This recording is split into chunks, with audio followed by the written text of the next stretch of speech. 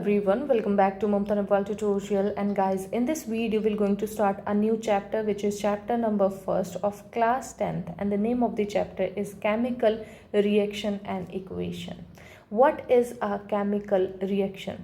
It is a process in which one or more substances react to form a new substance. Okay, so what is a chemical reaction? That means if there is a substance, like one, this is a substance, second is this one a substance, this is R1, this is R2, and it will give us a new substance which we called it as product, and these are the reactant. So the new substance which is formed in any reaction, that means it is a chemical reaction. Okay, the process in which one or more substance react to form a new substance. So this is known as the chemical reaction. A chemical reaction is a representation. The chemical reaction can be represented in two forms. One is the chemical equation. What is a chemical equation? It is a certain notation of chemical reaction in terms of symbols, formulae, and the ratio of number of various reactant and product involved. What that mean? A chemical equation, it is a kind of notation which can represent a formula, which can represent in the form of symbols, in the form of formulas, or can be represent in the form of a ratio or number of various reactant and product involved. That means if we are taking R1 is the first reactant, R2 is the second reactant, and this will give us a product. So this is the combination of all these three will give us a chemical equation. So it is a symbols, we require symbol, we do not need to take the whole name of the whole word, or we can say that whole element or compound. We do not require to write the whole compound or element, we just need to write their symbols. And what are the formula? If it is a compound, we require a formula for that. And what are the ratio of number of various reactant? Whatever the reactant we are taking, that ratio and the ratio which we get after the reaction, which is known as the product. So this is the chemical equation. The chemical equation need to be balanced. So what is a balanced chemical equation? A chemical equation in which a number of atoms of each element on reactant side. What is a reactant side? This is a reaction like R1 plus R2, and this will give us a product P1 plus P2. Okay, let's take this as an equation. So the left hand side, if we talk about this this arrow, if left hand side we are considering, this is the reactant side. Okay, this is the reactant side, and this one which we can say that the right hand side is the product side. Okay, so for a balanced chemical equation, the number of atoms of each elements, so whatever the elements we are taking, like first element and second element, the number of atoms of both the elements should be equal to that of the product side. So whatever the product we are getting, it made up of these elements itself, so that's why the both of them will have same atom number, same number of atoms. That means our chemical equation is balanced. Okay, what are the type of chemical equations? The chemical equations have various types, like combination reaction, decomposition reaction, and the decomposition reaction is further divided into three types, which is thermal decomposition, which require heat to get decomposed, electrical decomposition, that means it requires electricity, and the photo decomposition, that means it requires sunlight to do the decomposition reaction. So these are the three types of decomposition reaction. Now next is the chemical reaction is endothermic, that means it should absorb some amount of heat, that means we are calling, that's why we are calling it as endothermic. And next is the exothermic, that means after that reaction, like this is the reaction is happening, after that it should release some amount of heat in the environment, that's why we are saying it exothermic. Okay, So this is also a type of chemical reaction. Now double displacement reaction, where is the displacement take place, like both the displacement take place, that both the elements have different type of displacement. We will discuss about it in the in lower within few minutes. Okay, and the last type is the oxidation and reduction reaction, which is also known as the redox reaction. Let's talk about each of these in detail. Like first is the combination reaction. What is a combination reaction? When two or more substance or element or compound, okay, we are taking a substance which can be an element, which can be a compound. If they combine to form a single substance, that means we are talking about a we are talking about a combination reaction. For example, if we take CaO plus H2O, if these are the reactant, if they react, they will form CaOH2. Okay, this will be the product. So the reactant, the two or more substance, which can be an element, it can be a compound, combine to form a single substance. So these two substances combine together to form a single substance. That's why we are taking it as an example of combination reaction. Similarly, what is the decomposition reaction?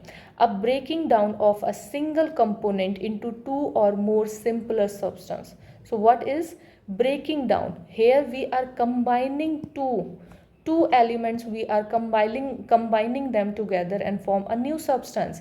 And here in decomposition, what we are doing, we are breaking down that elements of a single compound into two or more simpler substance. For example, if we take ferrous sulfate, okay, and if we heat it up, what it will give us a ferric oxide. Okay, this is the formula for ferric oxide, NSO2 and SO3. This is what we will get as a result. So what is this? We are breaking down one substance, a single substance is breaking down into two or more substances. That's why we are saying it as a decomposition reaction.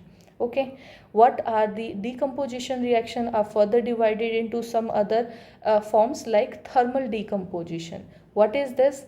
A single substance break down in two or more simpler substance upon heating. The main key point is the heating. Decomposition reaction means the whole line is the decomposition reaction, and on heating, that's why we are calling it as thermal decomposition.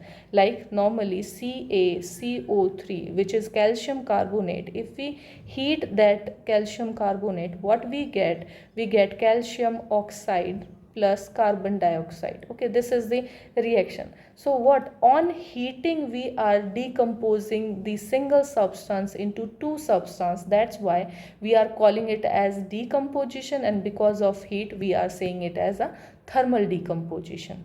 Similarly, in the electric decomposition reaction, a single substance break down into simpler substance upon passage of electric current. So what we require? We require electric current for it. Like for example, if we take a water, okay, this is the water, and if we pass it through the electricity, what we get?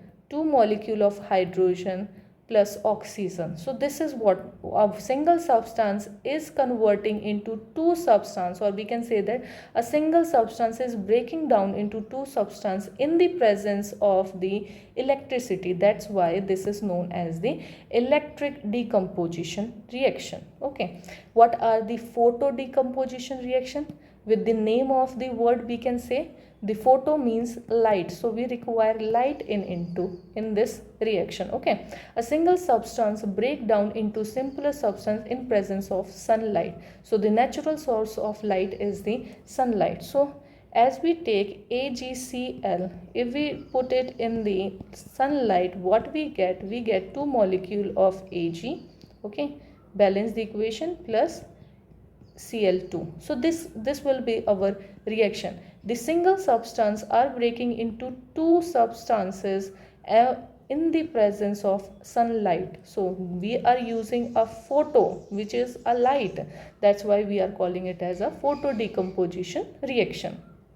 Now next type of reaction is the displacement reaction. Okay, what is a displacement reaction? One atom or a group of atom of a compound is replaced by another atom or a group of atom. Okay, there is a replacement. Okay, that's why because of this replacement it is known as the displacement reaction. That means if we are taking like copper sulfate, this is the example of copper sulfate plus iron, what will it give? It give us a ferrous sulfate plus copper. Okay, so this is a chemical reaction and it is a displacement reaction because here the copper has displaced by the iron. So this is what a atom or a group of atom of a compound is replaced by another atom. So this is one atom which is replaced by the another atom, which is iron atom, and this is what is known as the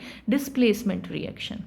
If we divide or differentiate the chemical equations in the form or on the basis of heat transfer. Okay, heat transfer, so it is of two type. One is the endothermic reaction, the reaction in which heat energy is absorbed. Whenever the heat energy is absorbed in a reaction is known as the endothermic reaction, which we have already taken the examples, like mostly decomposition reactions are endothermic reactions. Okay, mostly the decomposition require the heat, which is the thermal decomposition reaction, and that thermal decomposition reaction is also known as the endothermic reaction. For example, CaCO3, if we heat it up, it will give CaO plus CO2. So this is what a single substance is divided into two substances, that why we are calling it as decomposition,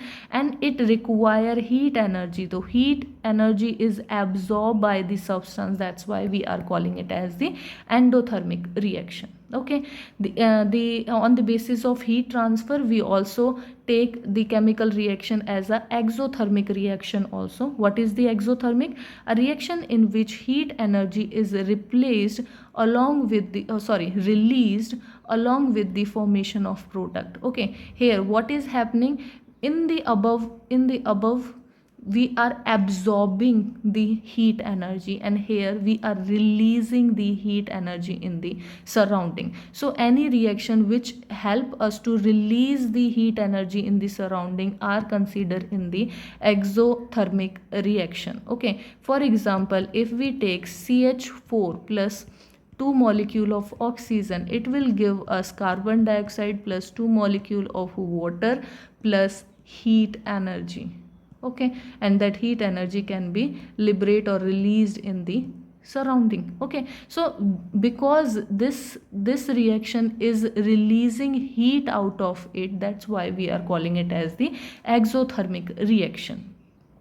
Now next type of reaction is double displacement reaction. This is a little confusing kind of reaction, so make sure you will understand this concept in this video. Like, what is double displacement reaction?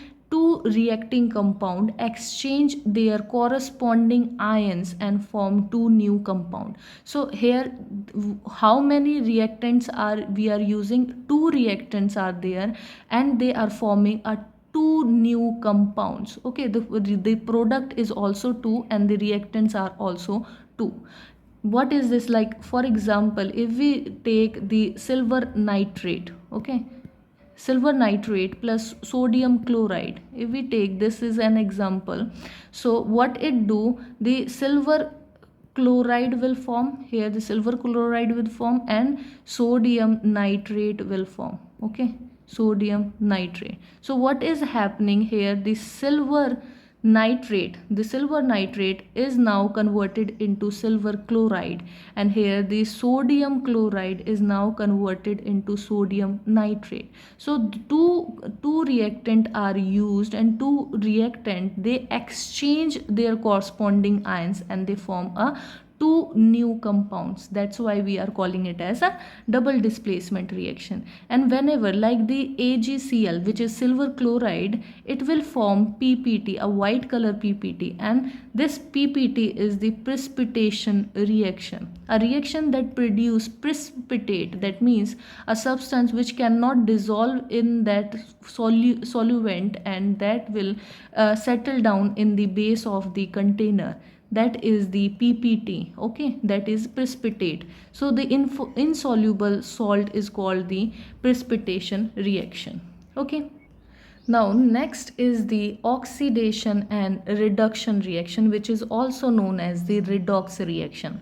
What is a oxidation reaction and what is a reduction? The main difference is, in the oxidation reaction there is a gain of oxygen atom. Whenever there is a gain of oxygen atom, we will say that it is a oxidation reaction. Or it can be loss of hydrogen atom. Whenever in a substance or in a reaction, if there is a loss of hydrogen ions from any compound, that means it is a oxidation reaction. The reduction is totally opposite. That means loss of oxygen atom and gain of hydrogen atom.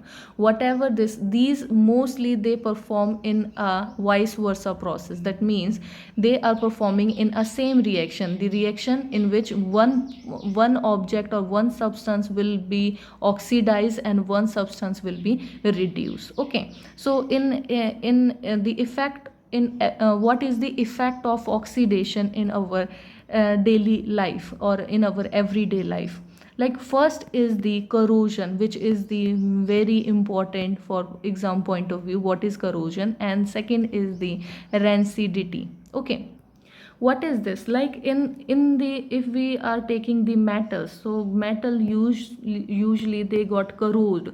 What is that? A slow conversion of metals into their undesirable compound. Okay, which is the undesirable? That means we do not require that metal. The conversion of metal into undesirable compound like sulfide, carbonate, oxide, etc., by interacting with atmospheric gas and moisture.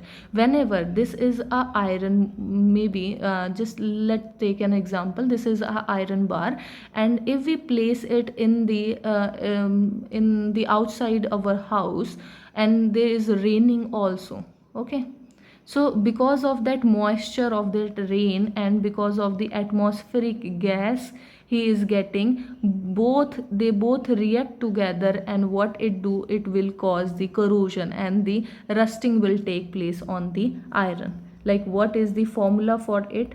If we take two molecule of iron, this is the iron, plus from the air 3/2 oxygen molecules, plus we are taking moisture, X molecule of H2O. Okay, so moisture we are taking it from the environment or from the atmosphere. So what we get? We get iron, the hydrated ferric oxide. So what is the formula? Fe2O3, which multiply with H2O. So this is the formula for the rust. And when we get rust? Because of oxidation reaction which is take place between the atmospheric gas and the moisture and the metal.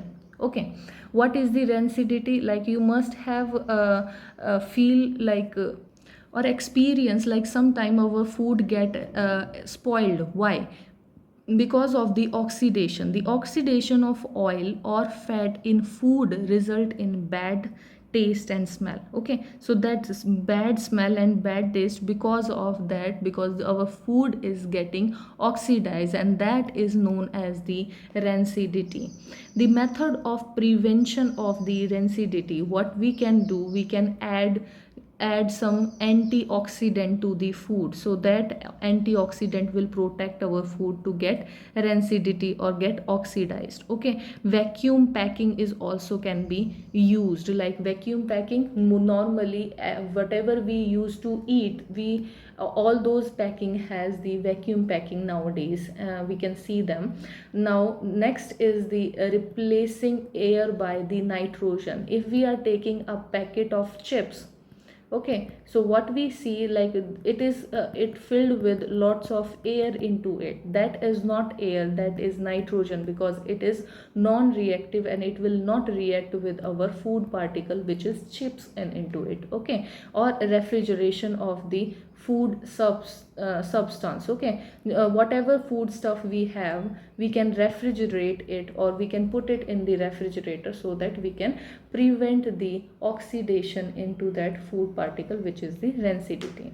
So guys, this is all in this chapter. I hope you have understand all the concept. This is an overview of this chapter, not the detailed form, but this will help you in solving lots of questions. So I have uploaded some questions also regarding this chapter.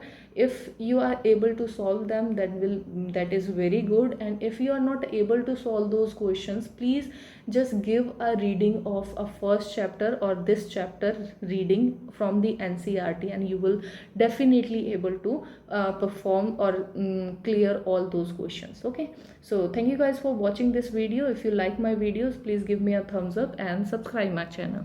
Thank you guys for watching this video.